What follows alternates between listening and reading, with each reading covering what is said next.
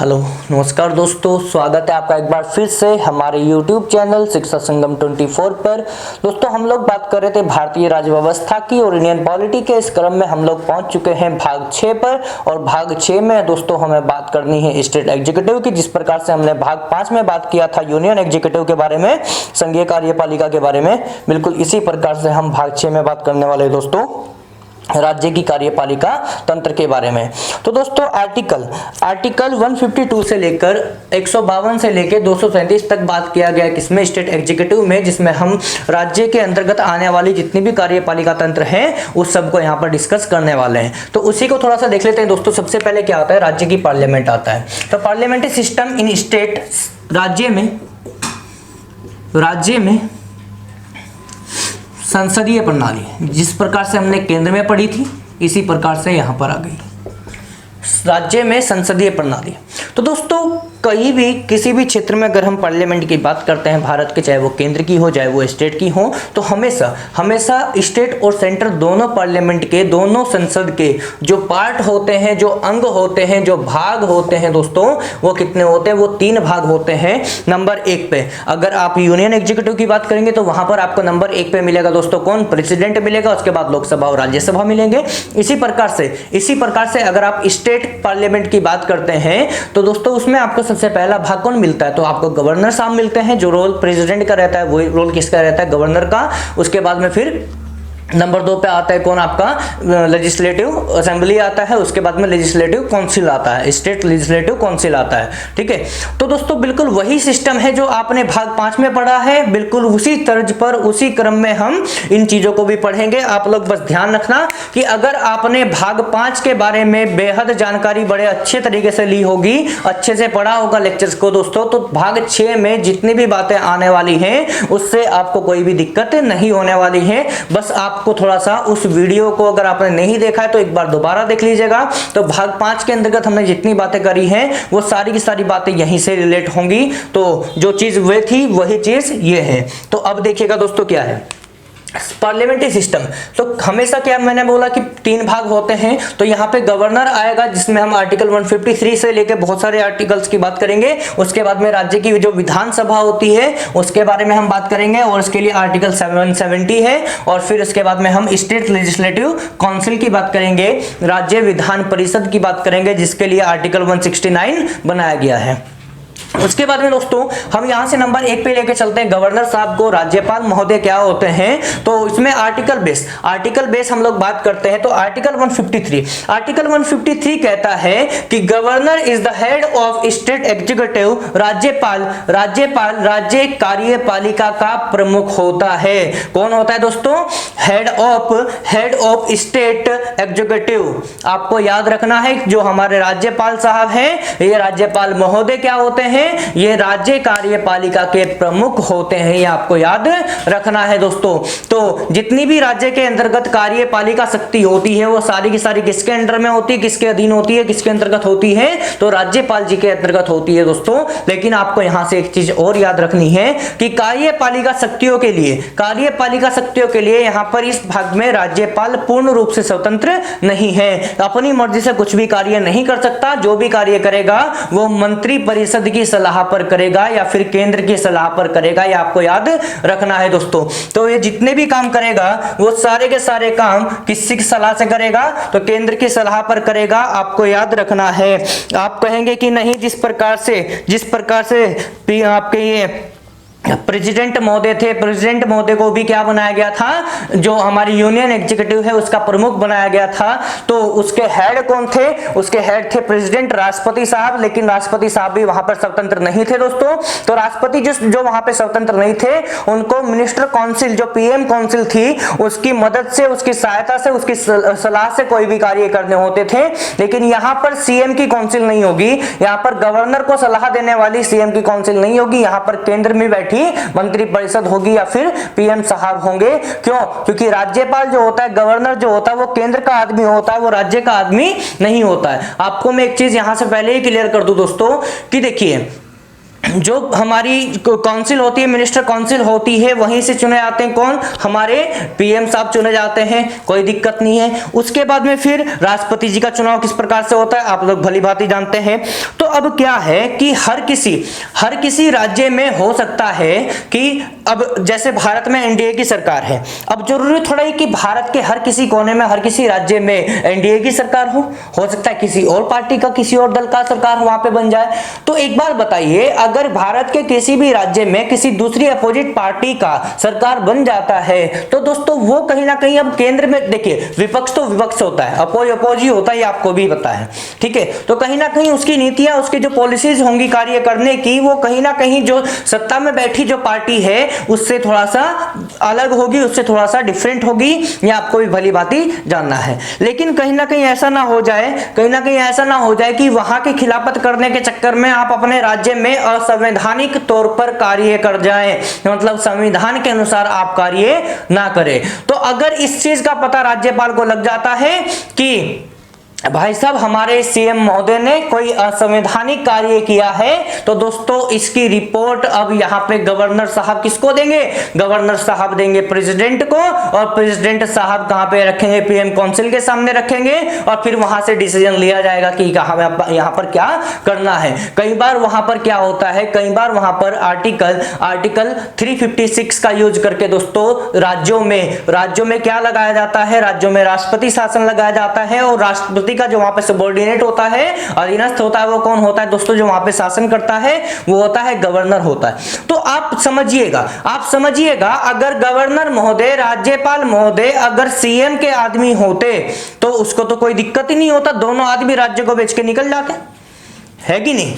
लेकिन ऐसा तो नहीं है, इसीलिए क्योंकि आपको पता है, और जो आपकी सरकार है, जो केंद्र में बैठी सरकार है, उसको भी पता है कि केंद्र में तो हमारी चल रही है, पूरे देश पे हमारा होल्ड है, लेकिन इस देश के कुछ राज्य हैं, उन राज्यों में अलग अलग सरकारें हो सकती हैं, अलग अलग पार्टियों की सरकार हो सकती है। हमारा विपक्ष कहीं पे सत्ताधारी पक्ष बन के बैठा होगा किसी राज्य में, तो उसकी नीतियों को ध्यान में रखना, वो कुछ गड़बड़ ना कर दे, कुछ भी ऐसा काम ना कर दे जो संवैधानिक तौर पर गलत हो। तो उन सब के लिए क्या बनाया गया, गवर्नर का पद वहां पे बनाया गया, और गवर्नर किसका आदमी हो गया, तो केंद्र का आदमी हो गया, ना कि राज्य विधान परिषद या फिर विधान सभा का या फिर राज्य सरकार का अंग हो गया, ऐसा नहीं होगा दोस्तों, ये आपको याद रखना है मेरे भाई। तो यहाँ पे जो ये गवर्नर साहब है, गवर्नर साहब को क्या कहा गया, governor is the head of state executive का यहाँ पे उनको हेड क्या कहा गया दोस्तों। तो आपको ये याद रखना है कि यहाँ पर जो राज्यपाल साहब है ये पूर्ण रूप से स्वतंत्र नहीं है, ये पूर्ण रूप से फ्री नहीं है दोस्तों। उसके बाद में आर्टिकल 155 कहता है दोस्तों, आर्टिकल 155 कहता है अपॉइंटमेंट, नियुक्ति की बात करता है। तो इनकी नियुक्ति कौन करता है दोस्तों, इनकी नियुक्ति करता है प्रेसिडेंट साहब, और किसकी सलाह पर करता है, केंद्र की सलाह पर करता है, ना कि यहां पर जो इनकी नियुक्ति होगी वो सीएम काउंसिल जो होती है, जो मुख्यमंत्री जो परिषद होती है, मंत्री परिषद होती है, उसके सलाह पर यहां पे राज्यपाल का चुनाव नहीं होगा, क्योंकि वो व्यक्ति केंद्र की तरफ से राज्य की देखभाल करने के लिए आता है कि राज्य सरकार वहां पे कुछ भी गड़बड़ नहीं करते। और अगर ऐसा कभी होता है तो वहां पर राज्यपाल शासन हो जाता है, और राज्यपाल शासन मैंने इसलिए कहा है क्योंकि वहां पे आर्टिकल 356 का यूज करके जो राज्यों में राष्ट्रपति शासन लगाया जाता है, तो राष्ट्रपति खुद शासन ना करके किसको शासन करने का मौका देता है, तो राज्यपाल शासन वहां पे आ जाता है। क्लियर है क्या दोस्तों। तो अब यहाँ पे मैं बात करता हूं दोस्तों किसकी सलाह पर करता है और कौन करता है, तो राष्ट्रपति द्वारा इसकी नियुक्ति की जाती है, और किसकी सलाह पर, केंद्र की सलाह पर इसकी नियुक्ति की जाती है, ये आपको याद रखना है दोस्तों। उसके बाद आर्टिकल 156 कहता है, आर्टिकल 156 कहता है, 156 कहता है कार्यकाल। अब नॉर्मली अगर देखें तो राज्यपाल का जो कार्यकाल होता है दोस्तों वो 5 वर्ष का होता है, 5 वर्ष का होता है इनका कार्यकाल। लेकिन कभी कभी ऐसा होता है कि राष्ट्रपति इनको हटा भी सकता है, और ये त्याग पत्र भी दे सकता है। ऐसा नहीं है कि एक बार अगर यहाँ पे पद पे विराजमान हो गया तो ये हमेशा रहेगा, ऐसा नहीं है दोस्तों। क्लियर है क्या मेरी बात। अब आर्टिकल 157, आर्टिकल 157 कहता है एबिलिटी, योग्यता, इंडियन सिटीजन और सबसे पहली बात इंडियन सिटीजन होना चाहिए, भारतीय नागरिक होना चाहिए, क्योंकि ये तो सब कॉमन ही है। उसके बाद 35 वर्ष की आयु पूर्ण कर चुका हो। उसके बाद में किसी लाभ के पद पर सेवारत ना हो, किसी गवर्नमेंट जॉब पर सर्व ना हो। उसके बाद में ये राज्य की विधानसभा या फिर विधान परिषद का मेंबर नहीं होना चाहिए, ये आपको याद रखना है दोस्तों। उसके बाद में आर्टिकल 158 कहता है, सैलरी की बात करता है, वेतन की बात करता है। तो इनकी जो सैलरी थी पहले 1,10,000 के आसपास हुआ करती थी, लेकिन 2018-19 में एक नया प्रपोजल आया जिसमें इनकी सैलरी हो गई 3.5 लाख, ये आपको याद रखना है दोस्तों। उसके बाद में आर्टिकल 159 में शपथ की बात किया गया, तो आपको याद रखना है इनकी नियुक्ति तो करता है प्रेसिडेंट साहब। यहां से कंफ्यूजन होती है कि इनकी नियुक्ति तो करता है कौन, राष्ट्रपति महोदय करते हैं, लेकिन इनको जो शपथ दिलाने का काम है वो राष्ट्रपति जी नहीं करते, वो कौन करते हैं, हाई कोर्ट के चीफ जस्टिस करते हैं। जिस प्रकार से राष्ट्रपति जी को शपथ कौन दिलाते हैं, राष्ट्रपति जी को शपथ दिलाते हैं सुप्रीम कोर्ट के सर्वोच्च न्यायालय के मुख्य न्यायाधीश। और अगर मुख्य न्यायाधीश की अनुपस्थिति होती है, उनकी अब्सेंस में, वहां पर उस सुप्रीम कोर्ट का जो सीनियर मोस्ट जज होता है, जो सबसे वरिष्ठ जज होते हैं, उनको वो राष्ट्रपति जी को शपथ दिलाते हैं। इसी प्रकार से यहाँ पर जो हाई कोर्ट है, जो उच्च न्यायालय होते हैं, वहां पर उनके जो CGS होंगे, जो स्टेट के जो चीफ जस्टिस होते हैं या हाई कोर्ट के जो मुख्य न्यायाधीश होते हैं, उनको वो लोग शपथ दिलाएंगे। और अगर यहाँ पे क्या है कि जो चीफ जस्टिस नहीं होंगे, तो वही बात है कि सीनियर मोस्ट जज जो होंगे वो इनको शपथ दिला देगा दोस्तों। तो अगली बात करते हैं दोस्तों यहां से शक्तियों की, तो मिलते हैं। तो दोस्तों अब बात करते हैं राज्यपाल की शक्तियों के बारे में। जिस प्रकार से राष्ट्रपति जी की शक्तियां होती हैं, उसी प्रकार से गवर्नर जी को भी यहाँ पर बहुत सारी शक्तियां दी गई हैं। तो एक बार देखते हैं। सबसे पहले बात करते हैं कार्यपालिका शक्तियों की, एग्जीक्यूटिव पावर की। तो दोस्तों governor is the head of executive, ये चीज आपको पहले से ही पता है, ठीक है, कि गवर्नर राज्य कार्यपालिका का प्रमुख होता है। लेकिन आपको यह भी पता है कि ये स्वतंत्र नहीं है किसी भी कार्य को करने के लिए। लेकिन एक बात यहाँ से बेहद महत्वपूर्ण है जिसके लिए स्वतंत्र होता है। क्या होता है कि हमारे पास राष्ट्रपति जी के बारे में जो हमने शक्तियां पढ़ी थी, तो बहुत सारी बातें उसके बारे में किए थे। लेकिन वहां पर मैंने आपको बताया था कि जो उसकी इमरजेंसी पावर है, आपातकाल जो शक्तियां होती है, उसमें आर्टिकल 352, आर्टिकल 356 के बारे में बात किया था, आर्टिकल 360 के बारे में बात किया था। तो जो आर्टिकल 352 था, आर्टिकल 352 के अकॉर्डिंग क्या होता था, जब भी कभी देश में सशस्त्र विद्रोह बढ़ता था या फिर कोई बाह्य देश हमारे ऊपर आक्रमण कर देता था या फिर हमारा किसी के साथ में युद्ध होता था, तो उस समय क्या होता है, उस समय दोस्तों देश में क्या लग जाता है, उस समय देश में लग जाता है क्या, राष्ट्रपति शासन। और कभी कभी ऐसा होता है कि फाइनेंशियल इमरजेंसी जो क्राइसिस आती हैं, जो फाइनेंशियल जो वित्तीय आपातकाल होता है, वो आर्टिकल 360 के अकॉर्डिंग आता है कि अगर कभी भी देश में फाइनेंशियल जो क्राइसिस आती है, तो उसमें क्या होता है, राष्ट्रपति शासन लगा दिया जाता है, प्रेसिडेंट रूल लगा दिया जाता है। कई बार ऐसा होता है कि कोई भी राज्य का जो मुख्यमंत्री होता है, अगर वो संवैधानिक रूप से कार्य ना करे, संवैधानिक तौर पर कार्य ना करे, तो राज्य में आ जाता है आर्टिकल 356 के साथ में कौन, राष्ट्रपति शासन आ जाता है। लेकिन राष्ट्रपति खुद शासन ना करके वहां पर सबऑर्डिनेट रखता है किसको, राज्यपाल को। तो क्या होता है दोस्तों, आर्टिकल 356 के अकॉर्डिंग जब कभी आपातकाल लगता है, तो उस समय राज्य में किसका शासन आ जाता है, तो राज्य में गवर्नर का रूल आ जाता है, गवर्नर रूल इन स्टेट आ जाता है, राज्य में राज्यपाल का शासन आ जाता है। लेकिन आपको यहाँ पे लिखना होगा कि जो राज्यपाल है वो क्या होता है, अधीनस्थ होता है किसके, ये अधीनस्थ होता है, सबऑर्डिनेट होता है किसके, राष्ट्रपति जी के। क्लियर है क्या मेरी बात दोस्तों।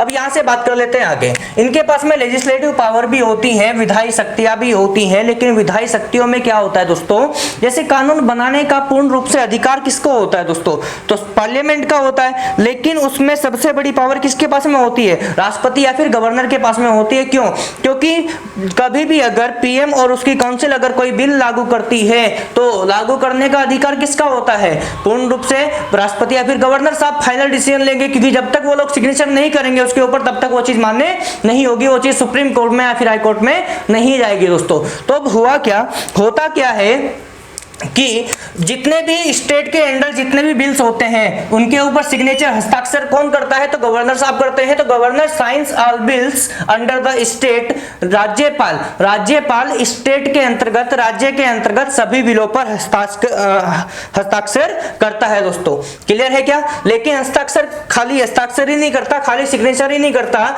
उसके साथ साथ क्या करता है, यदि उसको लगता है कि हाँ ये बिल ठीक ठाक है, बिल्कुल सही बात है, तो उसके ऊपर सिग्नेचर कर देता है।